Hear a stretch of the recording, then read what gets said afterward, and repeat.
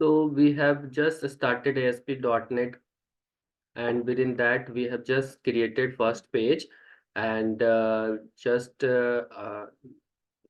response single line with the code behind page. Now we will explore some of the controls which ASP.NET provides. जैसे हम लोग HTML में बहुत सारे tracks पढ़े और उसके अंदर भी बहुत सारे कंट्रोल्स थे जिसको हम लोग यूज कर रहे थे। आज हम लोग देखेंगे ASP.NET कंट्रोल्स को, कैसे उसको यूज करते हैं और क्या डिफरेंस है HTML control and ASP.NET control में। तो लेट्स स्टार्ट। जब हम SPX पेज बनाते हैं, दैट इज ASP.NEट का पेज क्रिएट करते हैं, तो इस पेज के साथ साथ ना ये टूल बॉक्स एक्टिवेट हो जाता है, जो कि पहले से एक्टिवेटेड नहीं है। अगर HTML पेज पे आते हैं तो इस टूल बॉक्स का हम यूज नहीं कर सकते, क्योंकि HTML पेज पे सारा HTML टैग्स से कंट्रोल्स लिखे जाते हैं। बट जब हम SPX पे आते हैं तो XPX पे ना आपको इतने सारे रेडीमेड कंट्रोल्स मिलते हैं जो आपको .NET में बना के दिए। ये बहुत बड़ा लिस्ट है जिसमें से कुछ कंट्रोल्स जो कि जनरली यूज होते हैं वो मैं आपको बताऊंगा।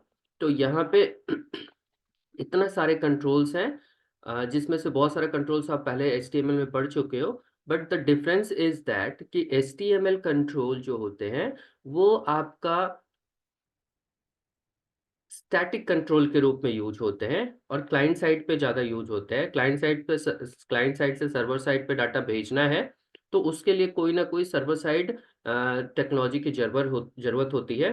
तो यहाँ पे HTML के थ्रू डाटा सेंड ना करके .NET ने क्या किया है, अपना एक सेट ऑफ कंट्रोल्स आपको दे दिया है कि आप HTML का यूज करिए, लेकिन उतना ही करिए जितना कि आपको उस तरह के टेक्नोलॉजी में ज़रूरत है, जैसे वेब टेक्नोलॉजी में ज़रूरत है। अदरवाइज ASP.NET ने अपना पूरा कंट्रोल सेट आपको दिया है। तो डिफरेंस ये है कि जब हम ASP.NET का कंट्रोल यूज करते हैं तो उस कंट्रोल को सर्वर साइड कंट्रोल ये बना देता है। सर्वर साइड कंट्रोल कैसे बनाता है? तो जैसे एक फॉर्म टैग है, यहाँ पे फॉर्म टैग बाय डिफॉल्ट आ जाता है, तो फॉर्म टैग है और फॉर्म टैग का एक एट्रीब्यूट है that is run at equals to server. तो ये क्या करता है, किसी भी HTML टैग को run at equals to server के थ्रू हम सर्वर साइड कंट्रोल में चेंज कर सकते हैं। तो this is one of the biggest difference from HTML to ASP.NET control, जो कि दूसरे टेक्नोलॉजी में ये टेक्निक नहीं होता है। लेकिन चूंकि हम लोग .NET ASP.NET को फॉलो कर रहे हैं तो यहाँ पे run at equals to server, जिसके थ्रू हम किसी भी HTML टैग्स को या किसी भी HTML कंट्रोल को सर्वर साइड कंट्रोल बना सकते हैं। और यहाँ पे माइक्रोसॉफ्ट ने अपना भी बहुत सारा कंट्रोल दिया है। जैसे हम लोग टेक्स्ट बॉक्स अगर यूज करते हैं तो टेक्स्ट बॉक्स जो HTML का कंट्रोल था और यहाँ का जो टेक्स्ट बॉक्स है, इसका लिखने का तरीका थोड़ा सा डिफरेंट हो जाएगा। देखो, ड्रैग एंड ड्रॉप फीचर्स यहाँ प्रोवाइड करता है। मैंने क्या किया, टेक्स्ट बॉक्स को क्लिक करा, ड्रैग करा और यहाँ लाकर छोड़ दिया। जैसे ही छोड़ा, ये पूरा का पूरा कंट्रोल इसने लिख दिया। तो ये ASP.NET का कंट्रोल लिखने का तरीका है।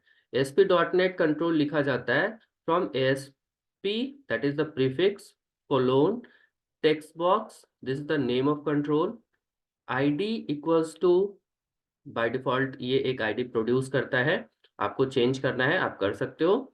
एंड डेफिनेटली जो मैं अभी बता रहा था, रनएट इक्वल्स टू सर्वर।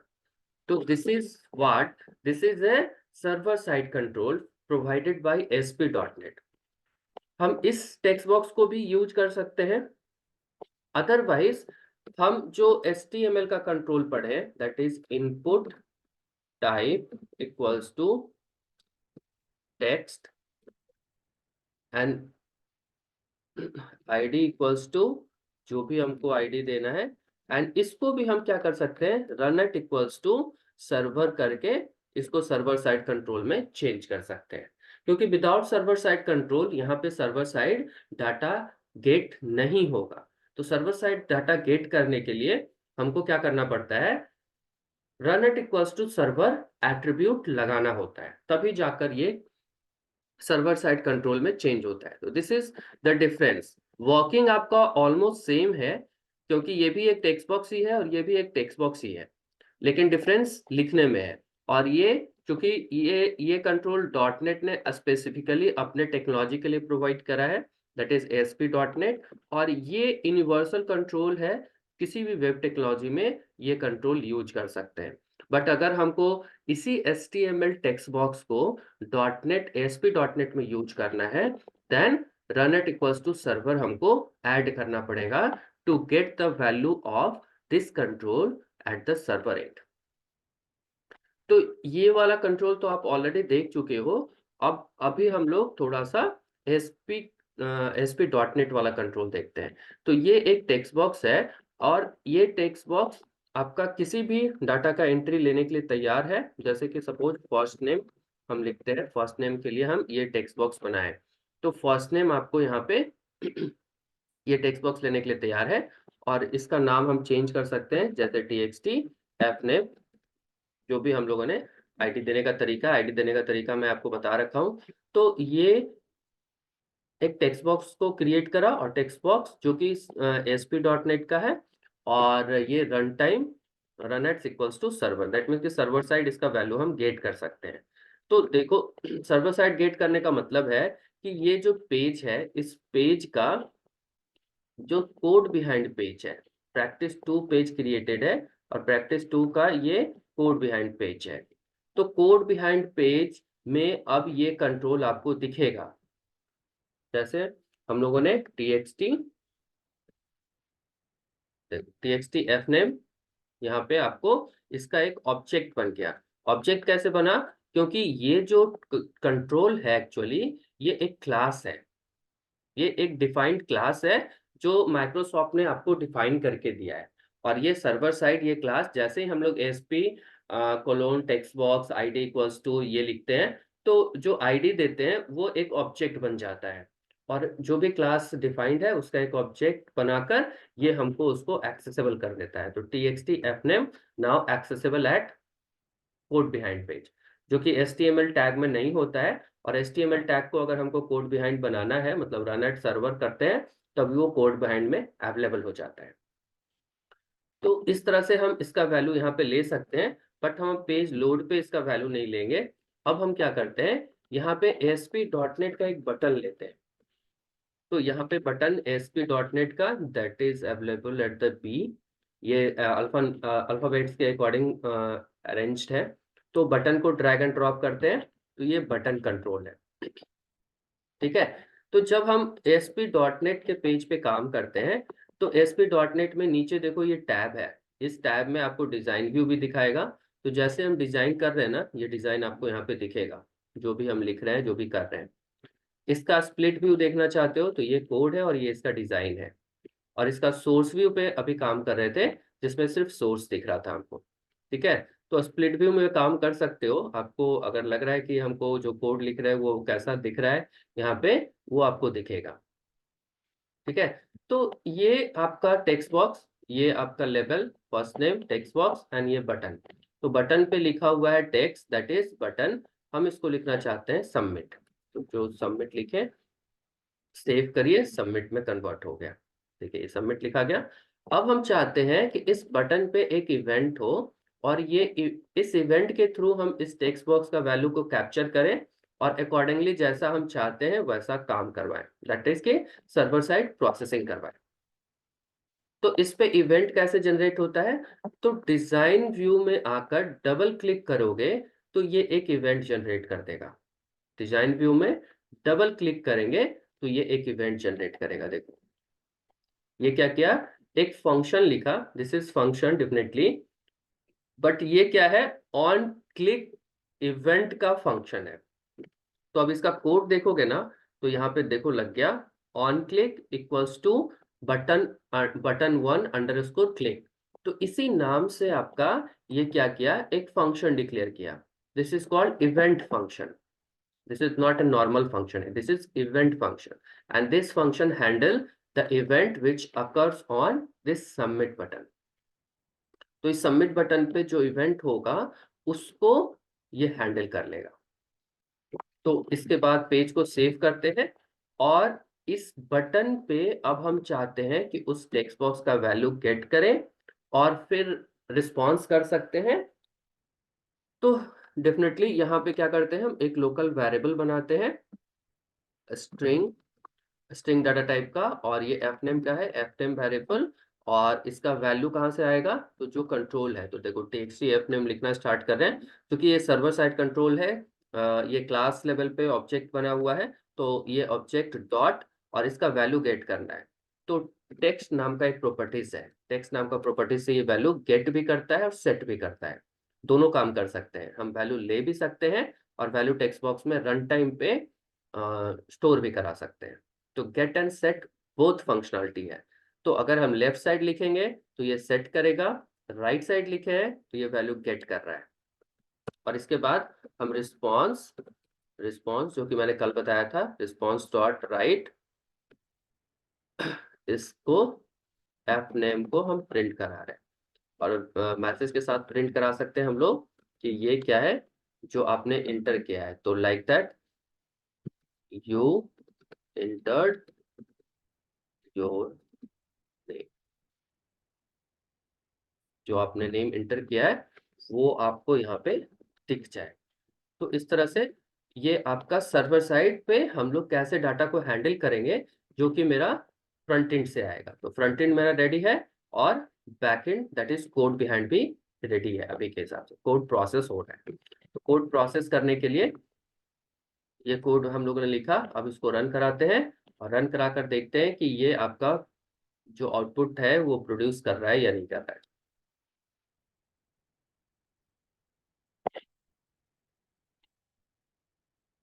ये आपका आउटपुट, एंड आउटपुट में जैसे हम लोगों ने बनाया सिंपल एक टेक्स्ट बॉक्स रखा है और एक बटन रखा है।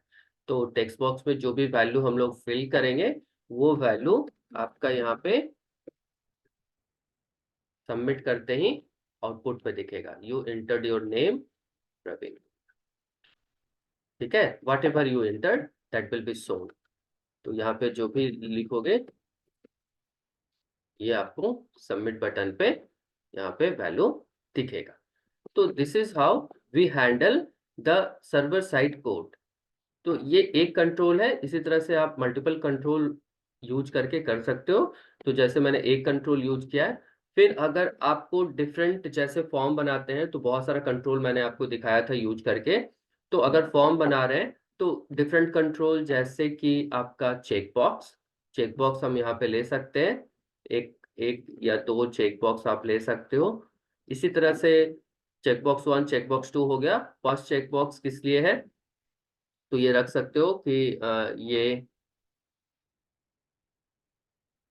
10 क्लास शो करने के लिए 10th स्टैंडर्ड पास किए हो, और ये इसके सामने हम लिख देते हैं 10+2 स्टैंडर्ड।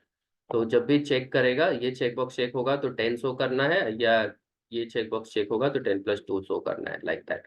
ये एजुकेशन क्वालिफिकेशन से रिस्पेक्ट में हम लोग चेक बॉक्स लेंगे। तो सपोज जब बटन क्लिक होगा तो हम यहाँ पे डिटरमाइन कर सकते हैं कि इफ कंडीशन लगाना पड़ेगा, क्योंकि अभी कंडीशन देखना पड़ेगा कि चेकबॉक्स चेक है या नहीं है। तो चेकबॉक्स 1 डॉट चेक्ड होता है, अगर ये चेक्ड है तो ये ट्रू रिटर्न करेगा, और ट्रू रिटर्न करेगा तो हम ये मैसेज दिखाएंगे इसको, response dot write you click और यू चेक्ड व्हाट 10, आपने 10 को चेक किया है।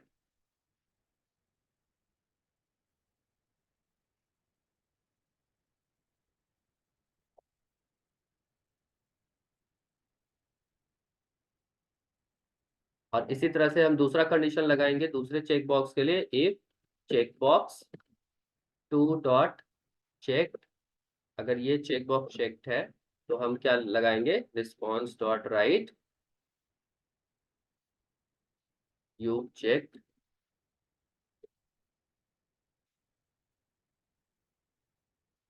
10+2। तो ये चेक बॉक्स के रिस्पेक्ट में कोड हो गया। अब अगर हम इसको रन कराते हैं तो मेरा आउटपुट में देखिए 2 चेक बॉक्स है, और अगर हम नाम लिख रहे हैं और सिंपल 10 को क्लिक किए तो यहाँ पे क्या आउटपुट आएगा, इससे रन कराना पड़ेगा। इस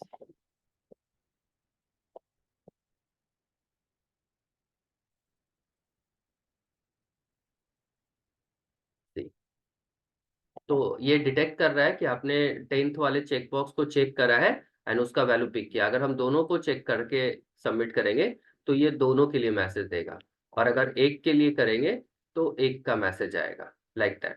तो ये पूरा डायनेमिक कोडिंग आपका चल रहा है, और ये सर्वर साइड पे हम लोग इसको हैंडल कर रहे हैं। तो सर्वर साइड पे जिस तरीके का कोड होगा इन द सेम वे ये हैंडल होगा। इसी तरह से हम लोग रेडियो बटन ले सकते हैं। रेडियो बटन किस लिए लेते हैं, जनरली जेंडर के लिए हम लोग मेल फीमेल रेडियो बटन रखते हैं। तो यहाँ पे आपको देखो रेडियो बटन का कंट्रोल होगा, तो रेडियो बटन का कंट्रोल हम यहाँ पे ले सकते हैं, और इसके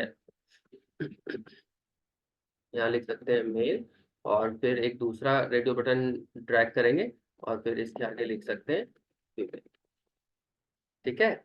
और चूंकि रेडियो बटन पे ग्रुपिंग होता है, क्योंकि विदाउट ग्रुप ये सिंगल इंस्टेंस में काम करेगा, तो यहाँ पे ग्रुप नेम करके एक प्रॉपर्टीज हमको लगाना पड़ेगा, जो कि जेंडर के लिए है तो हम दोनों में जेन लिख देते हैं। ग्रुप सेम होना चाहिए ताकि ये एक ही कैटेगरी को समझे।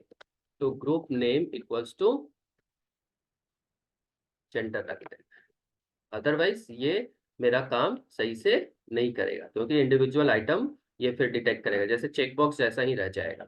तो इसको फिर से कोड करना पड़ेगा, क्योंकि ये भी कंडीशन बेस्ड है। तो कंडीशन बेस्ड में हम लोग कोड करेंगे इफ रेडियो बटन 1, जो भी वहां पे कंट्रोल बनाओगे और जो भी आईडी दोगे वो आईडी यहाँ पे अवेलेबल हो जा रहा है। क्यों हो रहा है, क्योंकि ये ASP.NET का कंट्रोल यूज कर रहे हैं और ये रनएट सर्वर है। तो रनएट सर्वर होने से क्या हो रहा है कि सर्वर साइड ये एक ऑब्जेक्ट बन जा रहा है, तो इसीलिए ये अवेलेबल है यहाँ पे।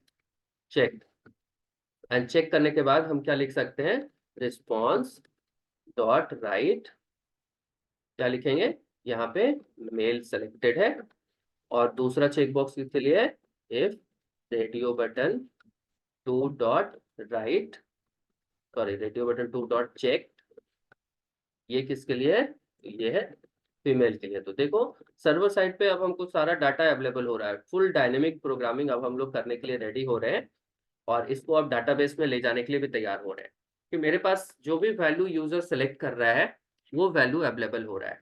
तो अब अगर हम इसको रन कराते हैं तो अब आपका रेडियो बटन दिखेगा, और रेडियो बटन का वैल्यू कैप्चर कर पा रहे हैं, क्योंकि पहले जो HTML में फॉर्म मैंने आपको बताया था उसमें कैप्चर नहीं हो रहा था, that is not live, that is the dead form. But यहाँ पे अब क्या हो रहा है, लाइव फॉर्म पे हम लोग काम कर रहे हैं, और यूजर जो भी सिलेक्ट कर रहा है वो सारा कुछ मिल रहा है। C Praveen Kumar you checked 10 mail, like that. जो भी आप यहाँ पे कर रहे हो, अब अगर फीमेल सेलेक्ट करोगे तो यहाँ पे फीमेल आ जाएगा। तो ये पूरा का पूरा सर्वर साइड प्रोसेसिंग हो रहा है कोड का, और सर्वर साइड पे जो भी प्रोसेस हो रहा है उस वैल्यू को, उस कंट्रोल से उस वैल्यू को गेट कर रहे हैं हम लोग, एंड अकॉर्डिंगली उसको यूजर को शो कर रहे हैं। तो अभी तो जस्ट मैंने आपको शो कर रखा है पेज पे कि ये क्या वैल्यू आ रहा है मेरा। अब इसी को एक्सटेंड करेंगे तो ये डाटाबेस में सेव होना स्टार्ट हो जाएगा। तो अभी कैसे वैल्यू को हम लोग ले रहे हैं ये आपको समझ में आ रहा होगा, और सर्वर साइड पे कैसे वैल्यू को हम गेट कर रहे हैं ये भी समझ में आ रहा होगा। तो ये बटन क्लिक बनाए और बटन क्लिक के ऊपर ये सारा वैल्यू गेट कर रहे हैं। तो इस तरह से हम लोग ASP.NET के कंट्रोल्स को यूज करते हैं। तो कुछ कंट्रोल्स जैसे मैंने अभी एग्जांपल्स में दिखाया, इसी तरह से कुछ और कंट्रोल्स है जिसको कि हम लोग यूज करेंगे। ठीक है। और तो क्योंकि ये आपको डिजाइन में भी हेल्प कर सकता है और सर्वर साइड प्रोसेसिंग कोड लिखने में भी हेल्प करेगा। तो ये ASP.NET कंट्रोल का यूसेज है।